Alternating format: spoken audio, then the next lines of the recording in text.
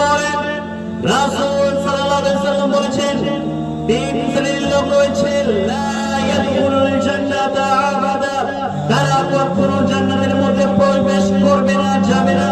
তার মধ্যে এক শ্রেণীর লোক রয়েছে মুমিনুল খাম, যারা নিয়মিত নেশাপান করে, যারা নিয়মিত মদ পান করে, যারা নিয়মিত তামাক পারিবারিক ঘুষকে ছেড়ে দিতে, আদম সন্তানি বাড়ি নেশা বস্তুকে ছেড়ে দিতে, আদম সন্তানি বাড়ি বেবিচারকে ছেড়ে দিতে, তারা পরনিব হারাম, তারা সব কিছুই করতে পারে, কিন্তু তারা সাহস করে না, তারা কখনো এটা সাহস করে না যে আমরা এবার ছেড়ে দিই, আমরা এবার ত্যাগ করে দিই, তারা কখনো সাহস করে না। এখানে আল্লাহ তাআলা বলছেন তারা হচ্ছে পশু প্রাণীর মতো। আজকে যদি আমরা বাড়ির মধ্যে টিভি সুইচ অন করে দিই, কালকে আমরা অফ করতে পারবো। গরু ছাগল